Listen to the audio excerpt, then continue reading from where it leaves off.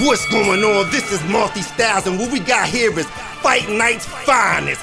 Let's get ready to rumble! Fight Night's Finest. Let's step in the ring where the lights are blinded. I'm about to just knock you out. Now your mouthpiece, you cannot find it. You cannot face the weather. Warming up like May's weather. Super fast like Mayweather. You cannot put your face together. Cause my hands is lightning speed. I don't really think people wanna fight with me. You'll likely flee like Frazier from Foreman. Guaranteed tonight you'll bleed. Looking like I swiped your feet from under you. I'm like Tyson Beast. I punish you. I don't think that there's nothing your freaks are gonna do but sleep. Alright, let's get into this. What is good, boxing fans and gamers? It's your boy, FightNightsFinest, the Sophie commentator, coming at you live with what was supposed to be a live Fight Friday, but wasn't happy with the effort behind the commentary. And to be honest, don't think there's gonna be a lot of effort behind this one. It's more just announcing to you guys, yeah, I'm pretty much done with YouTube. And I'm gonna go into all the reasons as to why I'm done in this video. But let's talk about this matchup real quick. Ray Leonard versus Bernard Hopkins. This is a fight for a guy on the channel who's constantly been asking for me to do a fight with Bernard Hopkins, even though the week previous to when he asked, I did a fight with Bernard Hopkins. Anyhow, more than anything, I think everybody deserves to know why somebody stops doing something. Like, if you're with a girl and you're a boyfriend, she deserves an explanation as to why you're leaving her, or vice versa. If you're gonna stop working at a job, you don't just show up. You don't just stop showing up. You explain to them why you won't be showing up anymore. And it's the same thing here. Like, you guys deserve an explanation as to why it is that I want to stop, and not why it is that I want to stop, but why I'm gonna stop. For starters, not to say that I don't appreciate everything that's going down with YouTube, and that I don't appreciate all the time that's basically spent on doing this, and I don't appreciate all the people who subscribe to my channel especially after reaching like a huge milestone of 2,000 subscribers, which to some people may seem mediocre, or just like, I get 1,000 subs a day anyway. But for me, it was a huge milestone. It helped me realize not only a lot about myself, but also helped me realize a lot about others as well, and what it will take to make good videos and be good at talking, which is what I want to do later on in my life anyways. I want to be a sports analyst, sports broadcast anchorman, whatever you want to call them. Or I've been getting a lot to editing movies since I've entered college. That's one of the skills that I've been learning. It's something I do enjoy, just like the same way I've enjoyed sitting back and edited videos. I've pretty much enjoyed doing the same thing in class, and it's nice to know that I have skills that I'll be able to give something to others, to find a little bit of entertainment during the day or whatnot. When I say I'm stopping YouTube, that also means that I'm pretty much going to stop streaming as well. Not that I don't appreciate the few of you guys who come out to all the streams, and it also shows me who are the most dedicated people to the channel as well. Like, the people who show up to the streams, they show up on a regular basis, and they also show up and leave comments in the comment section. And that, more than anything, I really do appreciate. Most of the people who have subscribed to the channel that I've noticed, it's just been people who wanted information, or were very new to the game, had a few questions, got the answers to those questions through leaving comments, because I respond to basically every comment that I get, and then they dip out. You don't see them anymore. And that's one of the main reasons why, not one of the main reasons, but that's the reason as to why I'm stopping. I almost feel in some sense like I'm a Google search engine. You search what you want to know, and then basically you don't come back to the search anymore, because you basically feel like you got everything that you needed to know. And not that I didn't put the information out for you, to help everybody out. That's one of the main things that I'm happy with also, is that people weren't afraid to ask a question. But the thing that I'm noticing is that people aren't staying once they ask those questions. They get a response, or they get what they need to know out, and then they dip out, and I don't hear from them again, or I don't see them again in the comment section, and the views don't correspond to the new growth either. views don't bother me. It hasn't bothered me since the time I started. If I let views bother me since the time I started, I wouldn't be anywhere that I'm at now. Views is not the reason why I'm stopping. So I want everybody to understand that it's not because of the views. It's not due to the lack of likes on videos. None of that stuff really bothers me. If you know people like the video, I come back and I've seen videos with like 50 likes out of nowhere, and I don't even recall them, you know, getting that many likes. First, this is something I should have did from the beginning, but before it slips my mind, let me do it now. I want to thank everybody who watched the videos from people from the bingo hall of YouTube. You can always find them in the description as well as on the sub box of my channel. I'm not going to delete the channel. The channel will be there, but that'll be maybe if I decide to come back and post more videos on something like on a new fight night or something, if that ever comes out. That's one of the main reasons as to why I'm stopping. Let me get into that real quick. I'm stopping more than anything because I'm tired of the game. Not in the sense of like I'm losing a lot, or you know, the competition's too easy or the competition's too tough. I mean, you look at this guy right here in this video who has, you know, 1,000+ wins, who likes to fight a very defensive and kind of spammy style, and you know, we're picking him apart. So, you know, especially since I won on my tryhard account, it's taught me a lot about patience and how to deal with fighters like this. And patience, more than anything, is the main way to get wins against these kind of guys. But to continue on with what I was saying, the fact that there's not a new game coming out anytime soon, me starting off this channel was in hopes that there would be a new game within, like, I don't know, maybe a year or so. And EA obviously has no plans of, you know, making another fight night. So maybe if they announce another fight night, then I'll cover the news and stuff that comes out for it. Even though I'm not one of those people who are big on news, I just don't want people who are bandwagoners to whatever new game comes out to be like, hey guys, this is the latest news on Fight Night Champion or 2 or Fight Night Round 6, and I'm reporting to you guys, and EA is gonna fly me out there because, you know, I have this amount of subs and I'm known to kiss ass to get what I need to get for promotion. No, I would do it more than anything because I would want you guys to see how it correlates from a person who's played the other Fight Night games and a person who understands boxing, and how it will look based on, you know, the information that's being released. So that will be the time, if I do return, is when I hear something about a new Fight Night. Now, you say you're tired of this game. What makes you tired of this game? What makes me tired of this game is the fact that I've been playing this for the better part of 3 years, pretty much. I don't take breaks, and doing videos now feel like it's a task when I get on this game. It's like, oh well, time to get on, you know, Fight Night and get another gameplay to do a video on, and then render that out and upload this. It's like, I don't want to, it feels like work, you know, and I've never wanted it to feel like work, and that's what it's feeling like now. It's feeling like it's almost like something I have to do, and it's like, it never felt like that before. It always felt like an outlet, something I can use to escape some of the problems that I was having when I was in high school, you know, and also just to let me know that I wasn't alone with some of the, you know, thoughts that I was having as well.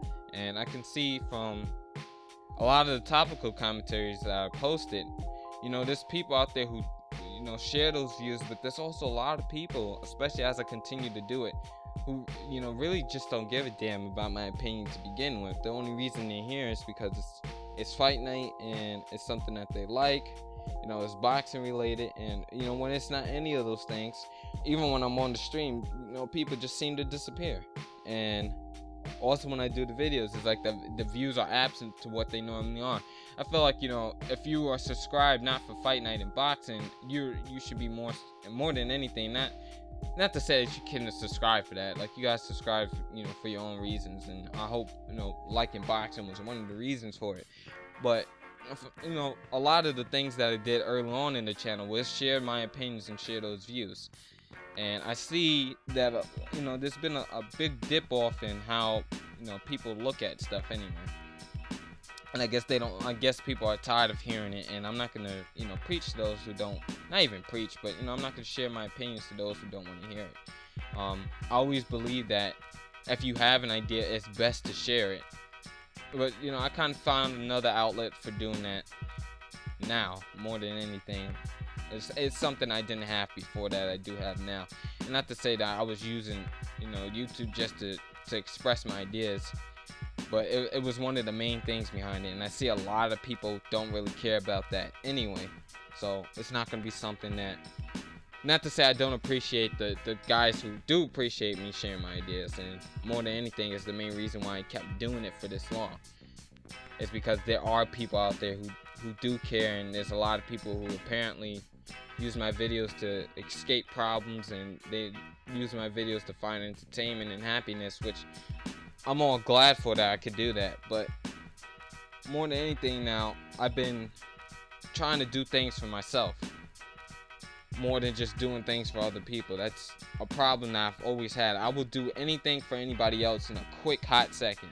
Like if, you know, somebody's making fun of you, and I'm there and I'm your friend, I'll be quick to jump to your defense. Even if I'm not your friend, I'll be quick to jump to your defense. If you're homeless and you need $1, I'll be the first person to go, you know, give you money. That's what I do. And it's because I try to have a little common courtesy and thinking, you know, if I was homeless and I was in this position, I would want somebody to give me money. You know, I would want somebody to look upon me, not with pity, but to, you know, not to feel sorry for me either, which is pretty much the same thing, but to understand my situation and try their best to try to help me out of it, even though they can't, you know, just pop up and say, you know, here's a place to live, and here's a job, and here's some fresh clothes, and, you know, don't worry about rent, or, you know, anything like that. It's the least that I can try to do to help somebody out who's in need, you know. Like yesterday, I went and I was coming off the train, and it was this, well, I've seen him multiple times, and usually, you know, if I have money, I will, you know, give him whatever, not all of it, but, you know, I'll give him a tenth of what I have. So I was getting off, and I went in my pockets to go see, you know, if I had money to give him, and I just remember I only had a $5 bill because I spent money on lunch and whatnot from previous in the day. And I was like, man, you know, a lot of people are just walking past this guy, and he must have had like maybe 3 quarters in his cup or whatnot. And there's a lot of people coming off this train. So I was like, man, you know, people are just cold-hearted. I didn't say anything to him. You know, I just walked past him. And I went straight to the store, and I got change for that $5. And I walked back up the steps, and there's like these 2 Spanish guys that was going up the train as well. And I walked up, he wasn't even looking. I dropped the money in his cup, and I said, you know, I noticed a lot of people don't try to help you, but even though I'm not in, you know, the greatest position to help you, like I don't work or anything right now, but, you know, I feel like if you have something, you should try your best to give it back to other people. And I left the money in his cup, and the way his face lit up, man, like, the expression that he had, and the you know, the gratitude that he showed afterwards was a feeling among no others. And the way that the Spanish people that were coming up the tracks, was coming up the stairs, was like their faces and their demeanor just changed. Like wow, you know, he really just did that. And then they reached in their pockets, and I'm assuming, I didn't turn around to see if, you know, if they actually gave him money or not. You know, he said, God bless me. I told him, God bless you, and hopefully, you know, you have a better, you know, you have a better situation one day, or you're in a better position one day. I saw them kind of like reaching in their pockets, so I'm assuming they went to give him something. At least I hope they did. Regardless to what purpose he's gonna use it for, I just, you know, I hope in those kind of situations that people try to give, you know, to people who are a little less fortunate than they are. And not to say that you guys were less fortunate than me. Maybe you guys had a little less knowledge about the game than you did when this channel first started, before you came across this channel. But, you know, I hope I've paid my dues to help people learn about this game and understand this game and get better at it. And from the stories that you guys tell me, and from some of the people that I've fought, and then seeing how your skills translate in the ring, shows me that, you know, I've done my job, and I did my best to, you know, to help other people out, and I think I was pretty successful with it. So in terms of fulfilling that purpose of trying to get, trying to help others, I feel that I've done that. I feel like I paid my respects back to the community. I feel like I proved how good of a player that I'm in, and some of you guys consider me to be the best sim fighter there is. Some of you guys consider me to be the best player in this game, which is, I think it's a statement that I wouldn't back it up, because there are people out there probably better than me that just don't play the game anymore. And for the people who truly understand what boxing is and understand how this game is supposed to be played, I can understand you saying those words to me, and I truly do appreciate it, and I'll accept that with a grain of salt, or take it with a grain of salt. I think that's the expression for it. If I got it wrong, I'm sorry. But in terms of the channel, where can you see other Fight Night content? You already know Dave the Root One is the other guy, and hopefully he will continue to post videos, and he will continue to give up those great tips and commentaries that he always does. You can always find his link in the description. That's the Fight Night guy to go to now that I'm not going to be posting anymore. If you need to get your daily Fight Night fill, that's definitely the channel to go to. Let's talk about this fight for a little bit, though. Like I said, initially this was a live fight Friday, and the whole time I'm rambling on about half of the stuff that I'm rambling on about now, but I guess not in a more detailed way. I just doing it more in a way of like just to do it, and I think that was wrong, which is the main reason as to why I'm doing this commentary now. This guy, like I said, he looks for a lot of straights, he looks for a lot of sidestep uppercuts. What's up, cat? He looked for a lot of things that he weren't, that it was more on the spamming side of things. But as the fight went on, I felt like he tried to throw combinations and do what he was supposed to do. And like I said earlier, the way to deal with a guy like this who likes to throw uppercuts and likes to lay back on the ropes and maybe come in with a little straight or whatnot and look to set up his counter punches, is just be patient. If you're patient, you can catch him with some combinations. You can catch him being a little bit lackluster, and you can go ahead and hit the guy with some good stuff. Now, in terms of stamina conservation, notice what we did well during this fight. We picked our shots a lot. We didn't overexhaust ourselves. That's the way to control your stamina, for those of you who are still wondering. These are my final tips, by the way. I'm going to put all of them right here in the end of this video. In order to conserve stamina, pick your shots, be smart, and don't overexert yourself. As you can see here, we're in a very good position stamina-wise, and he's sluggish, he's slowing down. And you'll see the results of that in a couple of rounds. But you conserve your stamina by using your jab, setting up your punches, and waiting for your opportunities. And even on the inside, you use your jab, wait for an opportunity to throw and connect with something.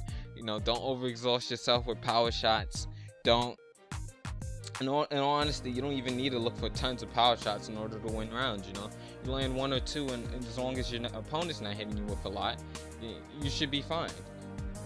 Work the body. That always helps out in terms of you conserving stamina. The point of stamina conservation game isn't for you to have 100% stamina. The point is for you to have more stamina than your opponent, so you're doing more damage. You're taking less damage because you have higher stamina and their stamina is low, and they're doing less damage towards you, and you're just able to outwork them and land more combinations. As you guys all know, the game plan for whenever you come into a fight: observe your opponent the first round, test them out whatever way you want to. You can use your jab, you can bait them in and out and try to set up a little counter punches. Notice and observe his tendencies.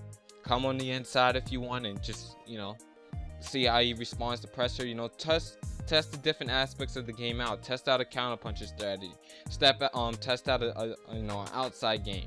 Test out the inside game. Test out whatever it is that you want to do, or you think will be best beneficial for you, learning what it is that he's gonna do in the ring. That's how you do it, and that's how you go about doing it, or go about it. Second round, maybe around the minute 30-second mark, you want to go ahead and test out some of those observations that you think lead you to make certain adjustments. And if you were able to impose your will on him from the beginning, keep doing it until he forces you to change. What other tips can I give you guys? Always defense first. You guys know that from watching my videos. I come on the inside and like to brawl sometimes, but You know, I always use that defense first. I always set up my jab. I'm always very careful. And I always think. I don't just go, the matches that you see me just go out there like a mad hammer, those aren't matches where I'm thinking. Matches where I'm being very careful and very complacent with my shots and figuring out which will be best here and what will be at a good angle to land. The video inside the Mind of Fight Night's Finest, I think that's Live Fight Friday, match number 18. I'll put that in the description. That's a great video for you guys to figure out everything that I do in the ring and how I do it.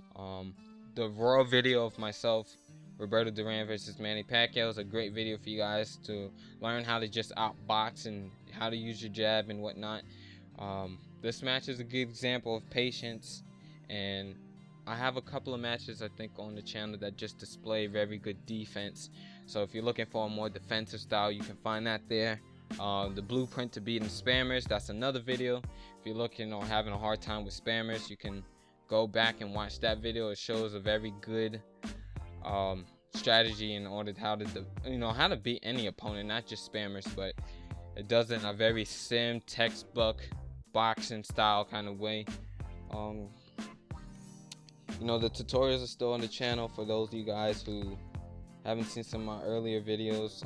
The road to the top 100 thing, I'm gonna stop that. I have videos still here that I haven't posted, but there's no commentary behind them, and I don't think I'm gonna sit back and do commentary behind it. But I guess if anything, if you guys want to keep seeing stuff from me, I'll just post raw fights of the ones that I have left. But I'm not gonna do commentary anymore. I'm not gonna record any new videos. Yeah, that's about it though, in terms of, I don't think there's a video off the top of my head that I think displays like a very good counter punching style. I mean, I guess the match with Sugar Ray Robinson, there's a lot of matches on there that I did very well with in terms of a counter punching style. It's just up, especially on stream, man, we had some really good fights with the counter punching style and just boxing and using the jab and whatnot.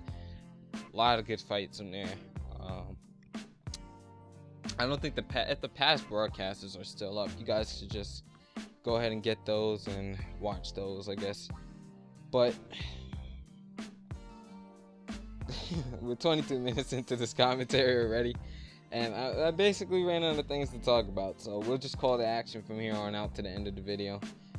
And you know, we'll continue on from there. So I guess this will be the last.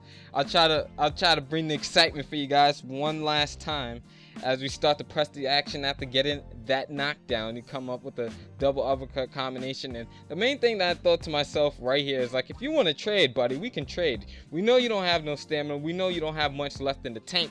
But that ends up being our mistake. He ends up hitting us with a beautiful combination. It was the left uppercut that stunned us. He presses the action. We block many of those punches, but we just can't stop the onslaught. And he ends up knocking us down for the first time in this fight.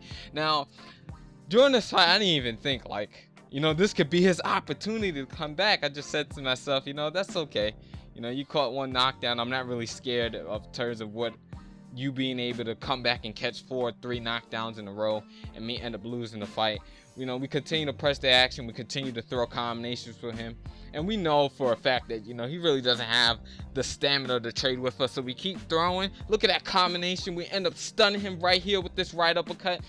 And somebody please teach that man some defense. All we needed was 2 more seconds, and that would have been another knockdown for us. So round 10, the last and final round of the fight, we're gonna close the show, man. We're gonna do what a champion is supposed to do. Come on the inside, press the advantage, close the show for all the fans out there standing in the audience, for all the cameramen ringside with those cameras trying to make sure that they have the best shots, the best video quality of these knockdowns that are soon to come. If this was a real fight, it would have been a TKO. He comes back with that sidestep left uppercut, but we walk right through it. We're not even really fazed by it. We continue to work the body, continue to look for our shots. Jab straight combination downstairs to the head lands. We go for the power right uppercuts downstairs to the body to try to get that stamina. Drain just a little bit more. Power right uppercut downstairs followed by the power straight to the head, which did a lot of damage to him as well. We continue to throw our combinations. Notice how he's keeping his hands in his pocket now as he's trying to regain some of that health. We're slugging it on the inside at a minute and 30 seconds mark coming up in this round.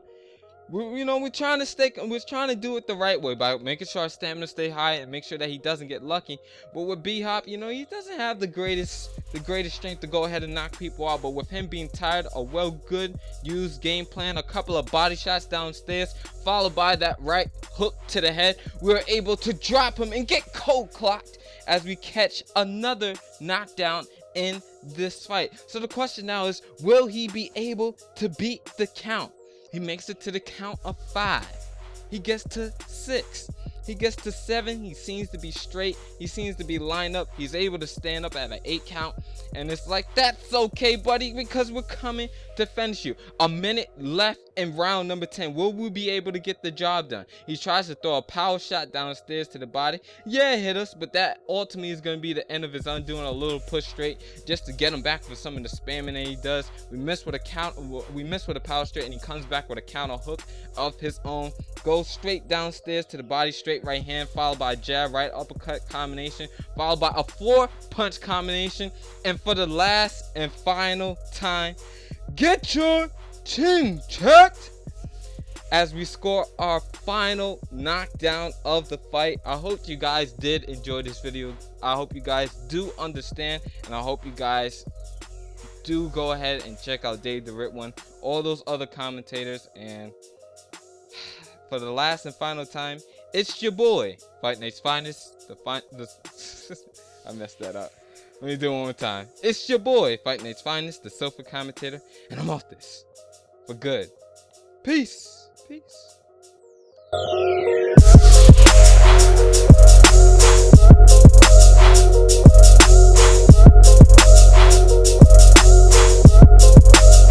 I told you, brother, I'm the chronicle of our struggles, the voice of the families like Moses, only keeping it real.